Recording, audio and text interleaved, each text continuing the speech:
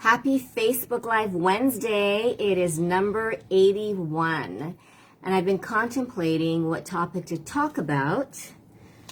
And I believe anyone who is a parent, a teacher, an aunt, or an uncle, a father, or just someone, if you interact with kids, you know how difficult it is, right? To have your kids, have any child listen to you. How many of you feel like you asked your child like thousands of times and you find yourself saying, how many times do I have to tell you? Fill in the blank. I've had moms tell me if their head wasn't attached to their body, who knows what would happen. And you really believe that your child is incapable of listening, or you see it as a sign of disrespect, or it just causes you major frustration. So when I was doing research on this, I came across a dad that I interviewed. You should follow him. He is, his name is, it's like Dad University. And he said, reluctantly, guess whose fault it is if our children don't listen? It's actually our fault. And I know many of you are saying, what? How can them not listening be my fault? If you find yourself repeating, if you find yourself yelling or lecturing, you are training your children not wanting to listen, because who wants to listen to nagging or lecturing or just sometimes using a condescending tone, right? How do you feel if someone talks to you in a condescending tone? Or if someone says, how many times do I have to tell you that? And it could be your boss, it could be a significant other, it could be a sibling, or even a friend. Didn't you hear me? I already said that. And it's that sassy tone of voice that I know I am guilty of. And if we're using that tone and we lose our temper, we are role modeling how to communicate and how not to listen. So I am using the 8 suggestions that University Dad, it's either University Dad or Dad University, suggests. Number 1 is monkey see, monkey do, which means you role model, because we expect, right, a certain behavior, right? When we ask them to listen, we're not really asking them just to listen to us. We are expecting them to perform a specific behavior, right? Do something, a task, or, you know, be more responsible. Can you be a better student? Can you be accountable? Can you throw the trash out? Can you clean your room? Can you fill in the blank, right? So think about when you say, please listen. A child can say, I am listening, I'm just not doing what you're telling me to do. And it's because, you know, their buttons are pushed, and at that moment, they're probably not in the most cooperative mindset, right? Number 2, my friend Destined always reminds me, use less words. So it's like upstairs. And they know what that means, right? Go to the room. Or eat. He says, you don't have to say, you know, you've been eating crappy. Just come downstairs. You know that it's time for dinner. It's just eat. I noticed that I just tried this today. Toilet paper. And I put it on the stairs, and I wanted the toilet paper to be put in the upstairs bathroom.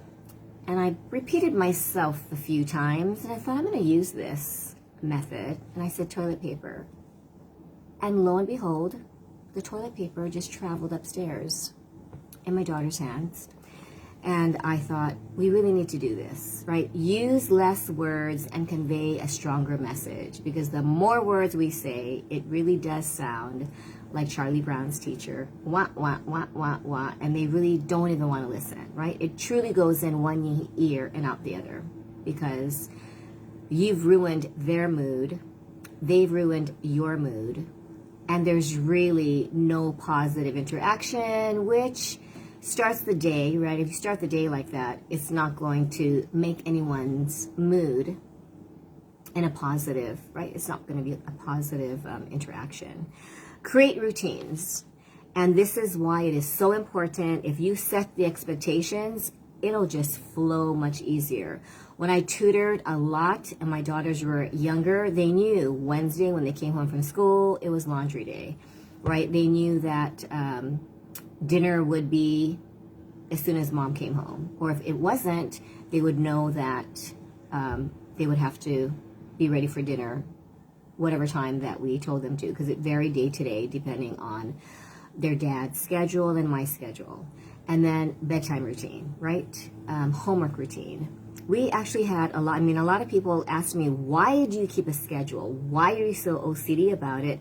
But when you have a schedule that everyone knows, your life becomes much, much easier because you don't have to keep repeating, it is on the schedule.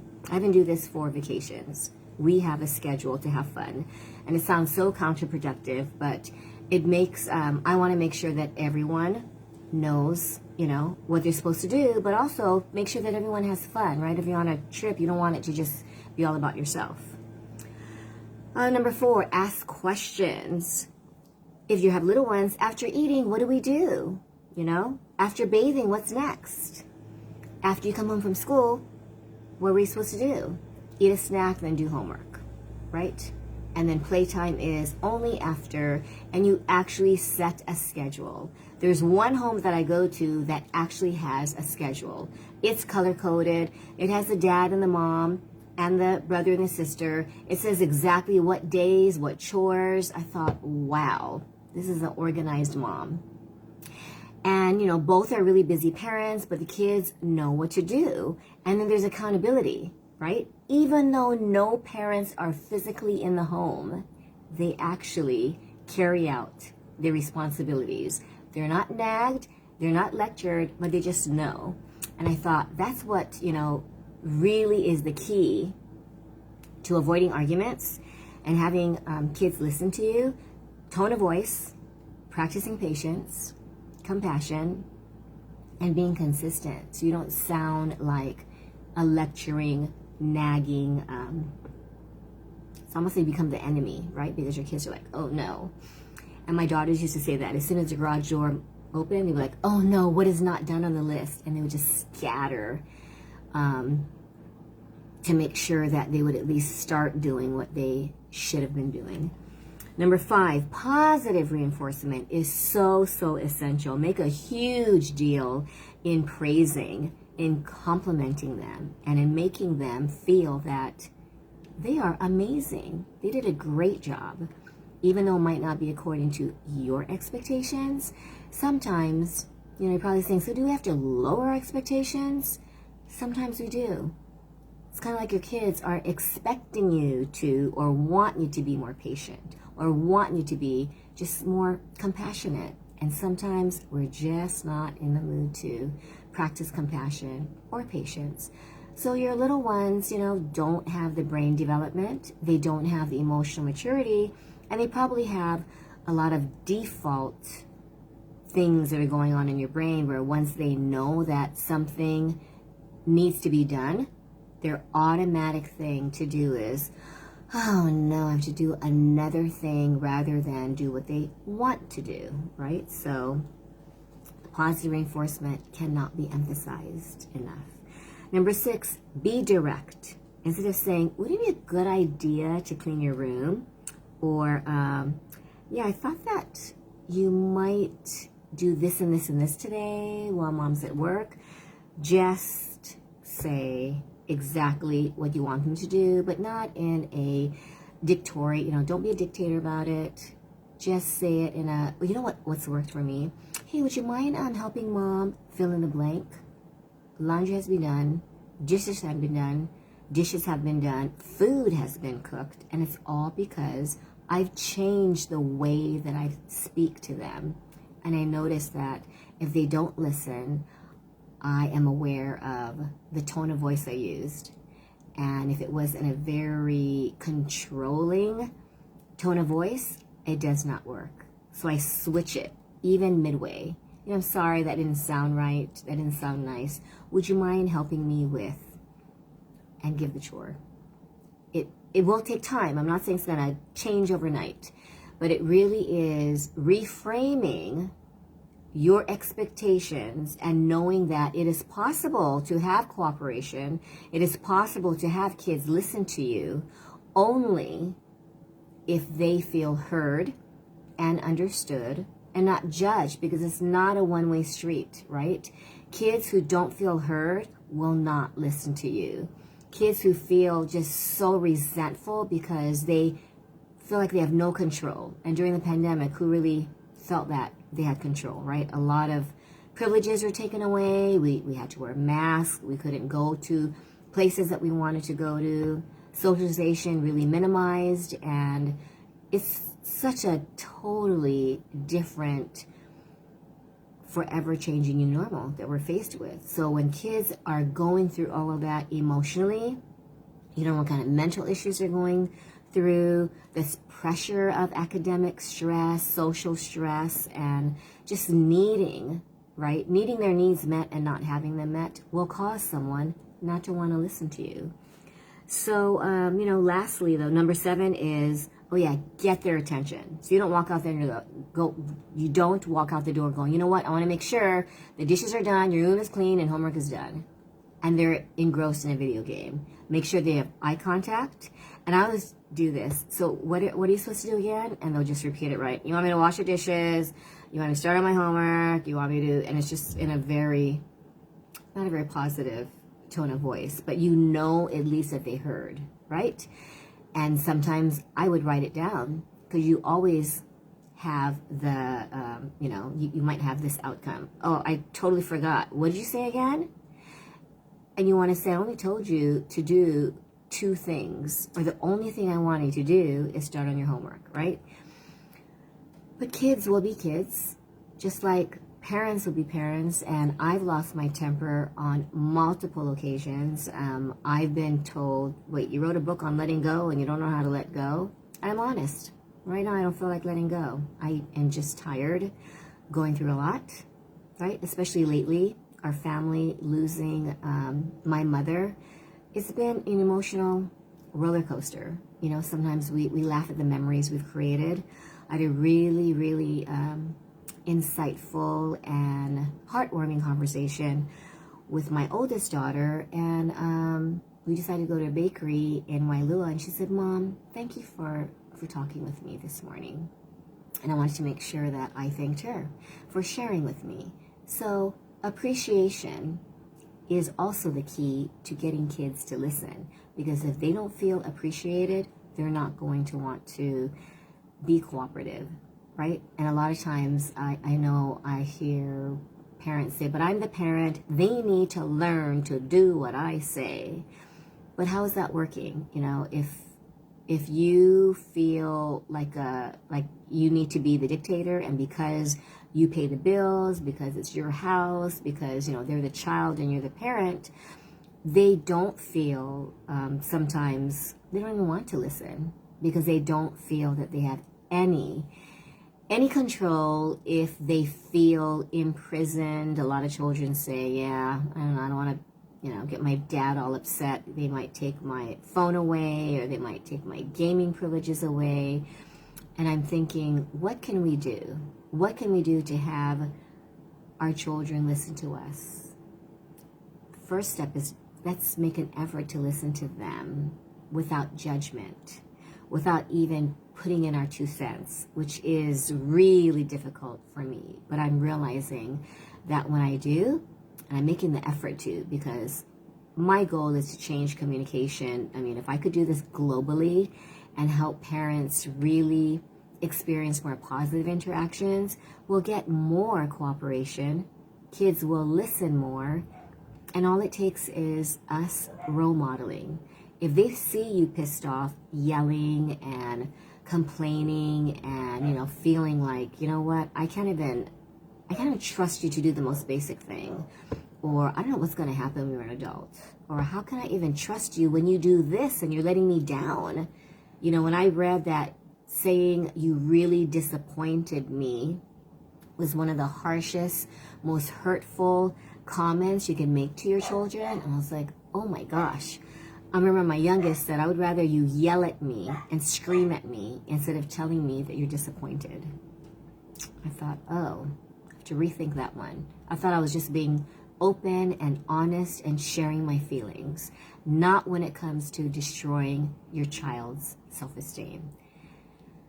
And so I know a lot of people might disagree with what I'm saying, and that's okay. You know, we all have our own communication methods, and I don't know one parent, though, who would like to be nagged or lectured or yelled at or repeated, right? It's kind of like your child saying, can I get the toy? Can I get the game? Can I get it? Can I get it? Can I get it? Can I get it? Can I get it? That's like what we're doing to them. Can you do the dishes? Can you do the dishes? Can you do your homework? Can you get your grades up? Can you be more responsible? Are you capable of being more responsible? And play, you know what? I invite you to record yourself. Maybe several interactions that you have with your children, and make pretend that it's your parent speaking the way that you are to your child, and you're the child. Reverse roles. And a fun exercise, and we've done it as a family, not even realizing that's what they're doing, right? Oh my goodness, I'm having someone on here. Hello, my one person. Yeah, you learn a lot from your children. So if you even tell them, hey, you know what? Can you act like me for a minute? See what your kids say. If it's not very loving, that's what they're hearing from you. So this is going to be a short Facebook Live with a lot of stuff to do. So what I want to say in closing is just a recap, right? It's really hard to even accept this, but it is our fault if our kids don't listen. Really understand what that means. I'm not pointing fingers, or am I? If your kids aren't listening, it's something that you're doing that's causing them not to listen. Are you being a dictator without realizing it? Are you being controlling and demanding that they improve their grades? Are you demanding that they be more responsible? Are you demanding them to take action towards their academic goals, or if they're falling behind? Are you making sure that they know that it is important to do whatever they can to be a goal, to set goals and achieve them and do that extra credit? Was it important to them? Ask yourself, whose goal is it? Is it your child's goal? Because your child's goal might be to ace the next video game that they're playing, or to scroll on social media and find things that entertain them. And academics, they might not even see the priority of it. But I've learned that the more you let go, the more things flow. And it sounds so counterproductive, because I've been told that, right, if I do not make sure that things are done accordingly, then our children will not have any guidance. They will not know what to do, and who knows what bad decisions they'll make. Well, guess what? Was it Snoop Dogg the other day? I sent this to my family, and he said, you know what? I learned the most from failing. I failed. My music has failed. My movies have failed. I've encountered a lot of failure. And guess what? Failure is not a bad thing. So I invite every single one of you, if you have a child who's not excelling according to your expectations, it does not mean anything. It's not a predictor of their future success. It's not a predictor of your talents or your worth as a parent. Because I've done that. And when I did that, I decided to write. Do I have it near here? I actually don't have my book here. Oh, yes, I do. This Mama's Gotta Let Go book, available on Amazon, really made me realize that if we want to let go of stress, judgment, anxiety, chaos, and fear, these are the balloons that this mama is letting go of. And one of them is, how do we get our kids to listen to us? You might not be able to do that depending on what frame of mind you're at. If you are in this space where you need to listen to me because I'll take your phone away, because I'll take your video games away, I will make your life a living hell if you do not do what I say. Well, guess what? What are you teaching them? You're teaching them that when they grow up, they will role model what you just demonstrated. The bully wins. The person who demands better be listened to or else. And that is not the way natural consequences, which is number 8. I'll end with natural consequences. Dad University gave this example, which I'm sure would be really hard to follow. If you tell your child the car will be leaving at 7:45 a.m. with or without you, well, guess what?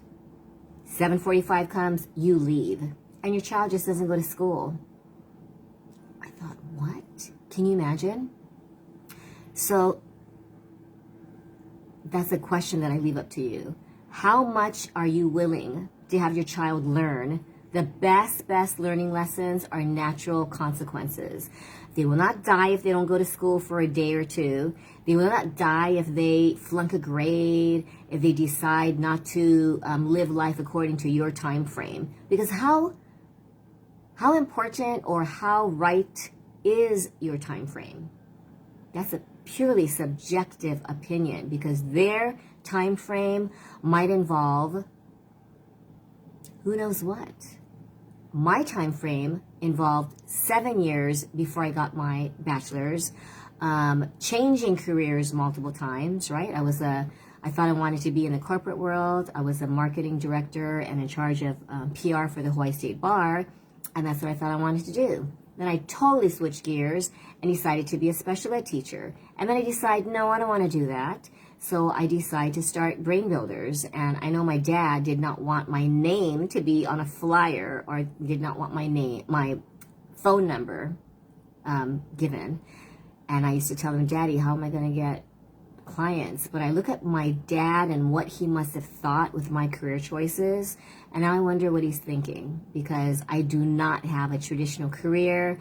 You know, as a parent coach, as a private tutor, as an author, I am not your corporate business person who's, making, not doing, like having a boss, getting paid from a company. When you're an entrepreneur, which is an exciting adventure that does have its moments, what do you think your child's future is destined to be? We really don't know. We can guide them. Some parents force them, you will be an attorney, an engineer, a vet, a, realtor, whatever it is. But are you forcing your child to do something they don't want to do? And I've had parents say, well, of course, because I know better. I'll end with, do you really know better? We are just parents. We do not have all the answers. There's not a manual, right, to let us know how to raise kids. And if you have more than one child, every child needs to be parented differently. There's different communication styles, right? There's different love languages. There's different emotional intelligences. And if your child is, of course, different from siblings, then each of them need to be treated and spoken to differently. So I invite you to, I will post it up again, but it's a communication style quiz. And 3 of us are different communicators. And then my husband and one of my daughters is the same. So if you're communicating with your child in a totally different style, it's like communicating and using a different language. You're like an American speaking Russian, and your child is thinking, what are you even saying? And all you're saying is, wash the dishes. And they hear, wait, what? First of all, they don't want to do it. So sometimes they'll just be like, wait, what? You want me to what? Because they're too involved in whatever they're thinking. So thanks for being here. If you're watching it on the replay, let me know what you think. We will have, that's a mellow, Destined and I will have a Zoom session, a regularly scheduled Thursday, Aloha Mindset Parenting at 10:30. We will be talking about this very subject and continuing on with communication styles, but also a lot of other intriguing topics that will hopefully help provide insight, because there is no master plan. You can't get your master's in parenting, because even if you did, would it really work with every single child? Definitely not. So be aware, be accepting, be compassionate, and most of all, practice patience, which I know is really, really hard to do. But most important thing of all is love unconditionally. And try it today. Listen without judgment. And try having a conversation where you hardly talk and you have your children talk.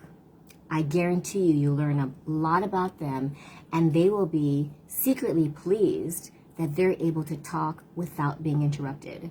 I'm sure my daughters are shocked when I'm not interrupting them. So I'm going to practice that today as well. Okay, thanks guys. Have a wonderful Wednesday. Bye.